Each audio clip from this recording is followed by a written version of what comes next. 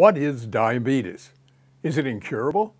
More than 100 million U.S. adults are now living with diabetes or prediabetes. That's from the CDC 2017.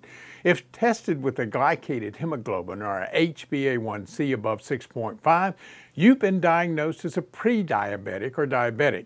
Then comes the prescription medications in type 2 diabetes for blood sugar control, hypertension or high blood pressure, and statins for cholesterol lipid management. Diabetes is described by the mainstream medical community as a progressive, incurable disease. But is that accurate or misleading?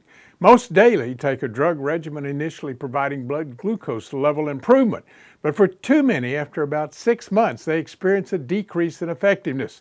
Then more different drugs are usually prescribed to attempt to maintain benefits. Because this pattern provides temporary blood sugar control, but still progressively usually worsens, the mainstream medical community classifies diabetes as a progressive, incurable disease. Other doctors declare diabetes is in fact caused by the high level of the body's resistance to insulin.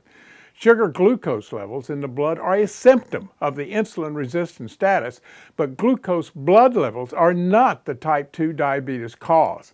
This is similar to body temperature being a symptom of inflammation, but not the cause of inflammation. Be aware, even if the glucose blood sugar level is controlled, the disease of diabetes usually progresses unless insulin resistance is reduced to acceptable levels.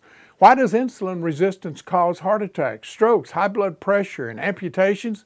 In fact, what is insulin resistance? As you eat carbohydrates and fats, convert to sugar glucose. As your blood sugar goes up, insulin is released from the pancreas to attempt to normalize the blood sugar glucose level. If the blood sugar that converts to glycogen in the liver is at maximum liver storage, the insulin will transfer the sugar fat into the tissues. Over time, glycogen form of sugar builds up as fat in the tissues as an excess energy reserve. Dangerous tissue obesity can occur even if the sugar level in the blood appears controlled. A limited carb, fat, and sugar intake, such as the Kaufman diet, combined with moderate exercise and targeted nutritional supplementation will reduce insulin resistance. Unwanted insulin spikes can also be addressed by intake of beta-1316 that nutritionally contributes to suppressing both excess glucose tissue absorption and incretin hormones. Suppressing the incretin hormone is important because incretin increases unwanted spikes in excess glycogen sugar in the liver and body tissue. According to research published in Molecular Nutrition and Food Research, B-glucan promoted glycogen synthesis and inhibited fat accumulation in the liver. Glycogen is the primary storage form of sugar glucose in human cells. Beta-glucan helps the body process and synthesize rather than store this sugar form. Research published in Vascular Health Risk Management finds, quote, "The major risk of diabetes mellitus is vascular injury leading to heart disease, which is accelerated by increased lipid levels and hypertension. Management of diabetes includes control of blood sugar level and lipids and reduction of hypertension.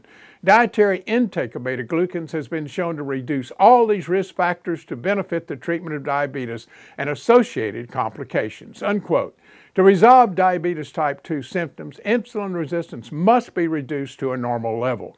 The answer is a diet of limited sugar, carbs, and fats with periodic monitored fasting, moderate exercise to help burn off excess sugar, and suggested nutritional supplementation including beta-1316 oral lipoic acid, and omega-3s.